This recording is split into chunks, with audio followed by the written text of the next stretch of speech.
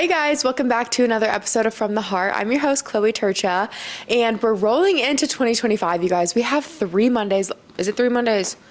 I think it's 3 Mondays, 3 podcast Mondays at least. Yeah, 3 podcast Mondays left of 2024, and the rest of December is going to be themed pretty much about this. I'm really excited. I have them all planned, which I normally don't, but I really just have a lot to say. I feel like this year has just transformed me. It has taught me. I think I've learned more this year than ever. I think 2023 was the year that I was transformed for sure, and the seeds were planted, and I think this is the year where a lot of revelations came, a lot of lessons came, my perspectives changed. I feel like I see the world completely different than I did walking into 2024, and that is the biggest blessing. So I'm excited, and I want you guys to also experience that and feel like that walking into 2025 next year, or even just getting a head start going into 2025. And I want all of you guys to feel like walking out of 2025 next year that you feel the same way. You can have as much transformational knowledge, wisdom, experience that I've had this year. So this episode is 10 ways to create a better you for the new year. I've written down 10 things that I implemented myself, and that you can easily implement into the new year. You can start now. I always say, don't wait till the new year. Start now, get a head start. But these are simple things that you can pretty much implement now, that will create a better life, a better you, a better version of you. And I just can't wait to get into it because, again, I have done all of these things. They have helped me, and I hope that they can help you. So number 1 is learning a new skill. These might seem simple, but when I get into depth, it's going to make more sense. And I truly have kind of gone through this lesson this year and really resonate with this. So learning a new skill. I was one that I don't like to be bad at things. Okay. I don't like trying new things because I'm not good at them and I don't like being bad. So I always kind of stick to what I know. I'll venture out in areas that I'm comfortable and confident with. So for instance, podcasting. I started a second podcast. That was scary, definitely starting something new, but it was in a realm that I was already comfortable with, which is social media, which is podcasting, which is my faith was new, but again, something I was already venturing in. So for example, things that I learned this year, new skills that I learned were Pilates. I started a solid core class. Again, maybe this can, vary, I guess, depending on your own opinion on this, but I am a fitness personal trainer. I've been going to the gym forever, but Pilates was a whole new form of exercise for me, and it was humbling. Solid core is something I started just a month ago. I'm obsessed with it, and if I would have never started, I wouldn't know how much I love it and how much it's benefited me physically, mentally. I love it. It's a good challenge. I've met so many great people because of it. 2 good friends of mine now are from solid core. I love it. I love it, but before this, I would have been so nervous I was nervous to walk into the solid core class. I had to go with Emma. I didn't know what I was doing. It was all new. I didn't know any of the moves. I didn't know how to use a reformer. I haven't been in a group workout class in years, 4 years probably. So I was nervous, but I started something new and it's taught me so much about my body, muscle, mind control. It's giving me more variety in my workout routine that I'm loving. And that was a skill that I learned this year. Another one was pickleball. This is funny. If my boyfriend's listening, he's going to laugh at this because I refused to play pickleball all year until literally, I think November 1st, maybe we did a tournament. Yeah. It was November 1st because it was a Halloween themed tournament and all of our friends did it. We dressed up and I was like, okay. But prior to that, I'd only played one other time and it was a year ago when my family was here in the winter. I played with my brothers. I'm not good at it. I didn't enjoy it. Never did it again. And then jump ahead now to November.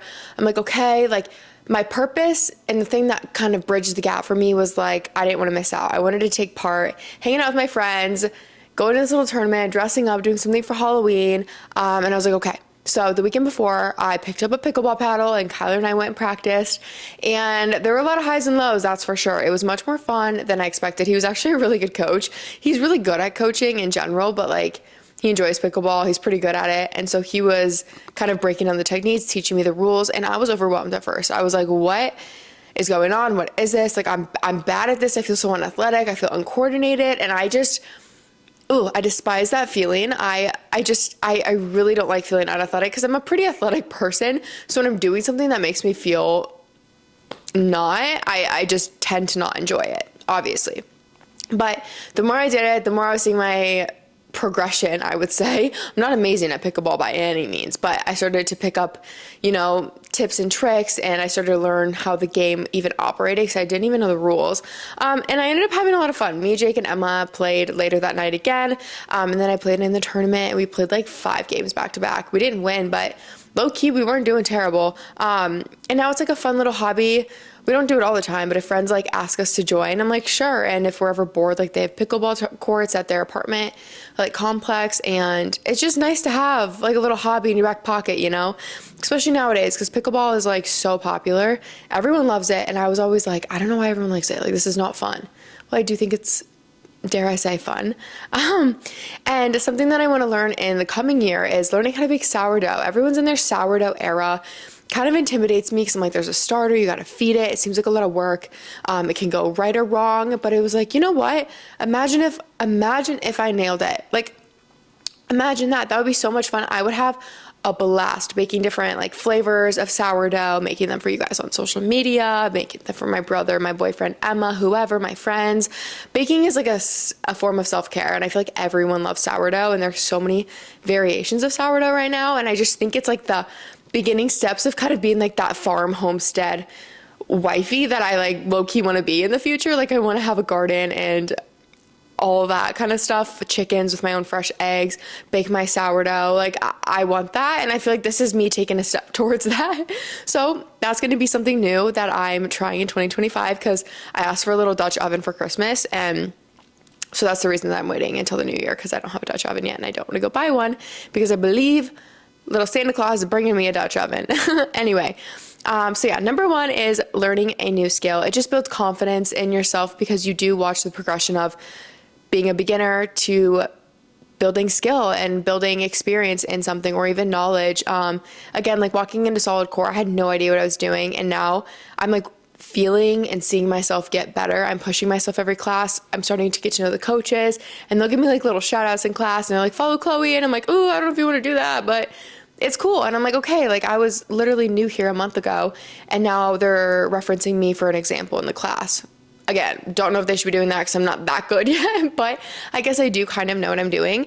And it's exciting, and it like widens your horizons, I guess, and allows you to gain new experiences that you would have never had. So be open to trying new things, truly, because I thought I was, but I wasn't. And now I like really push and lean into trying new things. And the thing is too, once you start, you have to kind of stay consistent. Even if it goes terrible, like pickleball the first time I gave up on it.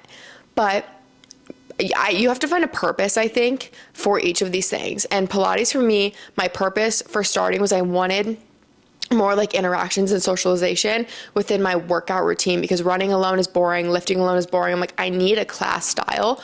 I also need a more low impact on my body, and that was a great avenue for that. So that was like my purpose. My purpose for pickleball was to hang out with my friends in a social setting and not miss out. That's a great purpose. They don't have to be huge, deep ones, but they can be something simple. And then the sourdough, my purpose is that I literally want to be a homestead wifey. Okay, and I just truly love baking, so that one's like easy. But make sure you have a purpose for whatever you're going to start.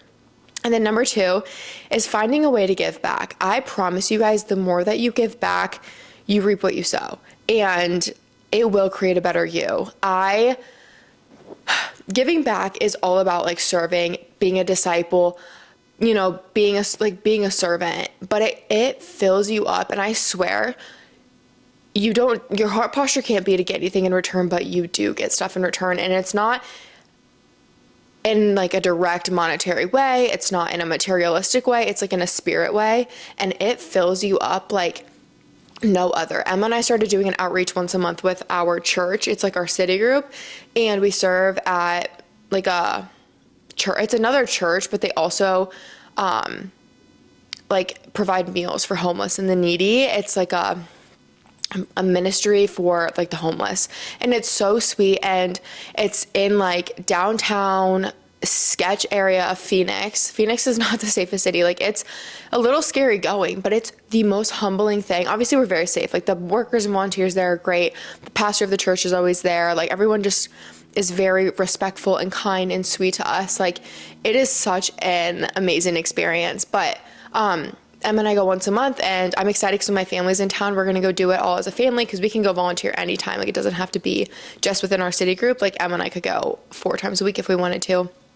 But like, I get to bring a lot of my girlfriends from the area and we get to do it together. And it's just, oh my gosh, you guys, like it's like a hug to the heart. I'm not kidding you. These women who are serving were once women who were like getting fed by this church back in the day, and they turned their life around and they found the Lord and they got on their feet, and now they're giving back, and they go up there and they worship and they sing on stage to like different worship songs, and the whole group of the people eating like witness this and hear this, and the Holy Spirit in the room is like so big. It's amazing. And again, you don't have to do it in a church if you're not religious or Christian or whatever. There's other serving opportunities that aren't like faith-based. But if you are faith-based, like get into a church like that. It is such a life-changing experience. It will change you for the good. I walk out there so humbled. Like, my friend made a joke because we have to wear these like hairnets and aprons, and we look a little silly and goofy. Like, we're not looking cute, but she's like, this is such a humbling thing to know, like, you look funny. And I'm like, holy cow, like, you are so right. And then it kind of made me start loving the hairnet, because I'm like, I know I look crazy right now. I know I'm not looking in my A game, but it's not about that. And it like strips you of anything else, and it just humbles you and it puts you so present in the moment, and it's truly a moment to like reflect on your heart posture and to be there for the Lord and to serve others and just to give back with no intention of getting anything in return. And like I said, it fills you up in a way like I can't even explain it, and it just gives you a new light and a new perspective on everything. It's literally my favorite thing ever. I want to start doing it more. Like, my girlfriends were like, wow, like I needed that. That was so refreshing, because you just see the faith that these people have when they still have so little. And it's like, wow, like the Lord is so good. And they are so, like, they just radiate with love and joy. And it's the most precious thing. And I highly encourage you guys to like give back in any way. It doesn't even have to be serving like that. It can be the little things of just like picking up trash when you're walking and you see something. It can be, I don't know. There's a million ways to serve. You can begin volunteering at a church, or you can begin volunteering at like a Boys and Girls Club. You can begin delivering meals. Like, my mom and I used to do Meals on Wheels when we were little, or there was like a fly program where we handed out meals to like children during the summer. Like, there's a lot of ways to get involved. Just Google like how to volunteer in my city, and like I'm sure like links will pop up. ChatGPT it for real. Like, just do something selfless once a month. And it will change you. Like, it truly will. Anyway, number 3 is to learn to only focus on the good voices in your head. So let me kind of explain this one. This is like a new lesson that I learned, and it took me all of this year to learn this, like big time. Like, this is something I just learned in the past 2 weeks that the Lord's like revealed to me, and I've really had to kind of go through the trenches of it to like come out on the other side and be like, wow, because I'm like a week into, I literally, if I have a negative thought in my head, I'm like, go to hell thought. And I do, like, I rebuke that thought. And you can be like, I rebuke that thought in the name of Jesus. Like, you can get serious about it. But I found, especially living alone, working alone, training alone, like, I'm alone a lot. So I'm talking to myself. Like, I don't just sit there with no thoughts. Maybe some people do that, but I think majority of us like have a thought, have a voice in our head all the time. But we have the power to direct that voice, and we have the power to learn and listen and hear from that voice, or to tell it to go to hell if it's a negative thought. And I was letting these negative thoughts consume me more than I even realized. Like, I'm a happy person. I'm a grateful person. I don't have much to complain about. I truly don't. But there was still voices in my head. The enemy was still getting to me. He was speaking to me because he knew that was the way to get to my head. And it was affecting everything in my life, you guys. It was affecting my friendships, my relationships, my relationship with myself, my body image, my relationship with my faith and my church. Like, it was all of these like negative, insecure voices, and it was attacking me, you guys. Like, I honestly feel like I was under attack in my own head, and it was in turn reflecting and affecting my life, and it was affecting all these people in my life, and I was like, wow. And so I was having a conversation with Kyler, and I was like talking about, I'm like, well, I think like I have this thought, and I was just thinking about this, and he's like, Chloe, he's like, you have to realize you just can't lean into those thoughts. He's like, I get negative thoughts like that, but I just don't give them time and energy and a breath. He's like, I just ignore it, and you just push them aside. I don't know how to explain like the direction you can take in your mind, but I'm like a visual person, and literally see myself just like sweeping it to the side and being like, I'm not going to like give that energy. I'm not going to give that any more thought. It'll pop into your head, but brush it off. And then if that's hard to do, start focusing on something you're grateful for. Like, because you can't think a negative and a positive at once. So if you're getting a negative voice in your head, brush it aside and just think of something you're grateful for. It can literally be the fact that you were walking. It can be the fact that you had a meal. It can be the fact that you have a phone. It can be the fact that you just got a new sweater. Like, whatever it is, put that into your head. And it helps. It helps. Like, you have to tell that thought to like go away, rebuke it, like whatever it is, because it's not feeding you any good. It's not doing any good. It's literally only doing harm and only ripping apart friendships, relationships with yourself, like confidence, bringing out insecurities. Like, it's always a negative. But it's changed my life. Like, just in the past like week and a half, I've been like practicing that every single day. Every time I have a negative thought, I brush it aside and force myself a positive one. And I like don't lean into it, because I almost feel like you like attack. I don't know psychology. I don't know the specifics on this, but this is me speaking from my own experience. But it's like, it's so easy to focus on the negative, and you can like attach to it, and then your brain automatically will begin to like find these things, and they will begin to like reassure these thoughts. And it is so terrible, you guys. Like, it is bad, because then it just puts you into this rabbit hole of negative thoughts, and it's like a confirmation bias, where you're like looking for the negatives. You're gonna find them. Whatever you're looking for, you're gonna find. It says it in the Bible. It's a saying in general. Like, what you're looking for, you will see. Like, people always say, when you want a new car and you start paying attention to see that car on the road, you'll literally see it everywhere. It's because you're looking for it. Okay, sorry, the lighting was getting a little funky because the sun's setting, and then I got into my camera lens. So if you're watching this and you couldn't see me, I apologize, but it's fixed. But anyway, like I was saying, when you're wanting a new car, you're gonna see it everywhere, because your mind will gravitate towards what it's looking for. So when you're thinking about these negative thoughts and you're like, is this real? Am I overthinking it? Is this legit? You're gonna find ways to confirm that biased opinion in your head. So just get rid of it. Literally get rid of it, and your life will be so much better. I promise you that.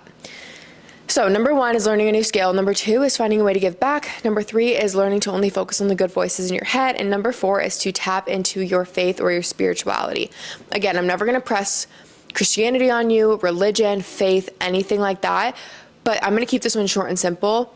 Lean into something. If you don't believe in that, I hope you do. But if you don't, and you're more of like a spiritual person, have something to like lean on, because life is so hard.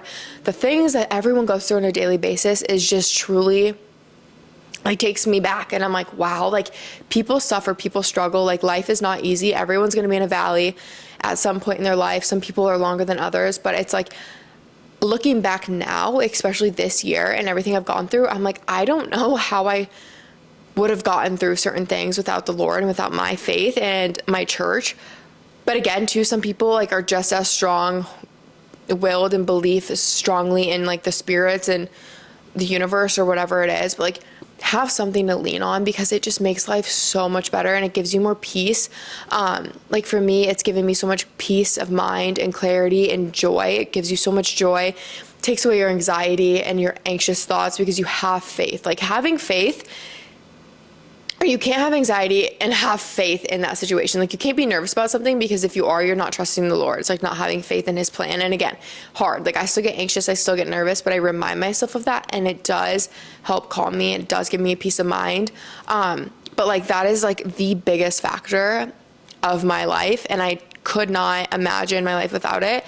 And it's just helped me immensely. And like, any testimony you hear, it's like, oh my gosh. And they're just like, that's, the Lord stripped them from everything, brought them to the bottom. So then they had to lean on the Lord. It's like, I don't want you to get to the point where the Lord strips you from everything and hits rock bottom for you to force you to lean on the Lord. I hope your testimony is similar to mine. Again, everyone has their own testimony, but like, I didn't hit rock bottom. I just kind of found the Lord, through other like people in my life. I mean, my whole testimony's on our other podcast, but like, I wasn't at a point where I hit rock bottom, but I leaned into the Lord. And I think if I wouldn't have leaned in, I would have went down. Like, the enemy was attacking and I was feeling it, and I was kind of on the way, but I caught myself. The Lord caught me. I became awoke and aware. Praise God. But again, like, I don't want you guys to go through anything like that. Again, not that you're not going to have struggles with having faith and knowing the Lord and being saved, but it's a lot easier to navigate. It is a lot easier to navigate when you have the Lord. Okay, so that's that one. And the next one, number 5, is learn to communicate effectively, ask more questions, give less opinions, remove negative emotions or preconceived thoughts. So that's kind of a big one, but this is just, I've learned a lot this year on like how to communicate. I think it's because my boyfriend Kyler is such a good communicator. He has taught me so much because I think growing up, my family wasn't big on communication. I'm not gonna lie. Like we didn't like hold back, but like we never like opened up and kind of got vulnerable. And I think that's a huge thing. It's very important in relationships to be vulnerable, to be willing to open up and be vulnerable and be authentic. And with that though, you have to know how to do it effectively. And it can be really hard. I've struggled with it a lot, but like I said, ask more questions. Like when someone is talking to you about something, rather than stating your opinions or what you think is a fact or your perspective, ask questions, make them think deeper, especially if they're like struggling in their life.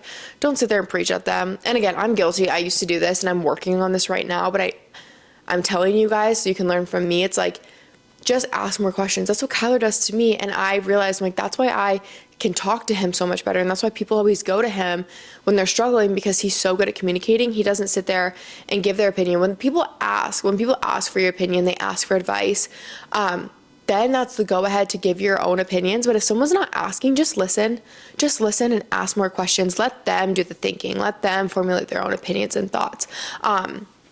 Sounds simple, sounds silly. You've probably heard it before, but I think I've realized like how real that is this year. I just think it's really important to like lay off the like opinions, of other people, because everyone has their own opinion. It doesn't mean any of it's factual. And your opinions can form a bias for the person listening. So it's like what you say has weight. It carries a lot of weight. There's a lot of biblical references to that, and I'm not going to get into it, but it's like what you speak is coming from the heart and it's a reflection of your heart. So be careful of what you say and how you say it for sure. And as much as you can, it can be hard, but when you're having those hard conversations, try to remove a lot of like your emotions and your bias and preconceived opinions and thoughts out of it. Like break it down very like logistically and more of like a factual data-driven conversation when you're making like a big decision and big choice, because emotions can make things really messy and really confusing. And so when I'm having a difficult conversation or it's like a business deal or whatever, I'm making a decision on something important, I pray about it a lot before, but then I pray to like remove emotions and remove like biases and remove preconceived thoughts. And it gives you a lot more clarity and it gives you more confidence in your decision, because you're thinking more level-headed, So yeah, just learn how to communicate effectively. Again, because these are important. Ask more questions, give less opinion, remove negative emotions or preconceived thoughts. And number 6, this is kind of a random one, but go to bed earlier and wake up earlier. I live by this. Again, I'm not perfect. I've been going to bed real late recently, but I'm like realizing how much I hate that. I am a morning person through and through, but I genuinely think a lot of negative things happen at night, negative decisions, negative emotions. Really nothing good happens after the hour of 10. I've said that forever. Even like 9, like once the sun goes down, I'm ready to go to bed. Truthfully, that's why daylight savings back in Iowa is so hard. Praise the Lord, Arizona doesn't do that. And so it does still get dark at like 5 though here, because the days are just getting shorter because of the season. But anyway, go to bed earlier because it makes waking up easier. Like that's the secret sauce to waking up earlier, is going to bed earlier, clearly, because you're still getting that amount of sleep. You just have to be disciplined to go to bed, and it's hard. That's the hardest part, is being disciplined to go to sleep. I think going to bed early is harder than waking up early. But again, like I said, just nothing really good comes from like late nights. So you might as well rest up, because I love a morning. Biblically, everything's like renewed in the morning and it's just like precious time.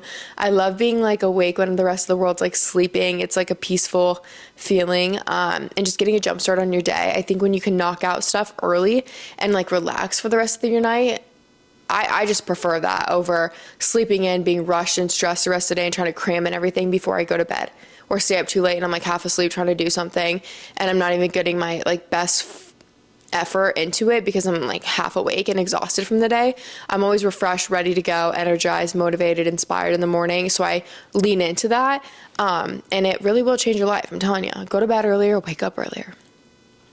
Number 7, have a purpose every single day. I love this. My friend Tay Crumbs was actually on my podcast a couple months ago, and that was like one of her tips for becoming a morning person was have a purpose. Have a purpose for waking up. So I think having a purpose for everything, it gives you that motivation because you're going to lack it a lot. But if you have like a reason, something to like accomplish, something to do, you make a goal for the day, it gives you something to work towards. And like human nature, it helps like having a goal. Okay. So create a purpose before you go to bed, write it down in your notes, think of it right when you get up and achieve that. Like my purpose today was to go to a coffee shop and bust out my work. So that might sound silly. It's something so simple, but I wanted to get a head start on my week because my Friday I have an event and I was like, your purpose today is get as much done as you can, grind. It's a Monday and I'm podcasting. I never podcast on Mondays, but I'm like, you know what? The purpose today was to get stuff done. No excuses. Here we are. I'm feeling great and I'm loving this. So now I'm ahead of schedule and I'm loving it. I'm going to the gym later at night and that was okay, but I woke up with that intention and that purpose to bust out my work first. That was number 1 priority, and then my lift would come later rather than in reverse. And my purpose tomorrow is, let me look. I literally have it written down already, you guys. It's to create content and to bust out that work because today was like computer work. Tomorrow is to create batch content because the rest of the week is going to be a little crazy up and down. That's the purpose of the day. And it can be something so simple like that, or your purpose can be to bring joy to somebody. So seek out an opportunity all day to like make someone's day, and it feeds off of that. So anyway, that was number 7. Number 8 is to invest in your health. What I mean by this is in high quality foods, a gym membership, vitamins and supplements, time spent researching. Investing doesn't just have to be financially, it can be like within your time. But when I say like, again, within your means, and do this with like a responsible manner. But if you're avoiding like signing up for the gym because you can't afford it, like I am going to be really like hard on you. I mean, I'm sure most of my listeners, you guys, I'm sure like exercise routinely. I mean, I'm kind of like a fitness-based person, so I'm sure that's a reason that you found me. But if you are spending money at like fast food joints or on coffee or on clothes or games, like gaming or subscriptions or whatever it is, and you're not willing to spend money like bettering yourself and bettering your health, check yourself. Like you can, if like you can make whatever do, like you will figure it out. You'll find a way to figure it out if it's important to you. And I'm just asking you guys to like understand the importance of your health. And supplements and vitamins, again, they're not cheap. They can be expensive, but like get your blood work done. That's something I want to do next year. And you know, start taking adequate supplements to help level out or balance out like my blood work, whatever I need more of or less of, whatever. But it's like, take that time to go do that, invest in good supplements, good high quality supplements, because there's a difference in the way that they're made and the way that your body will absorb them. Do research, like spend the time, research what products are good, spend the time researching what you need, spend the time going to the gym or cleaning up, like invest your time really, really wisely.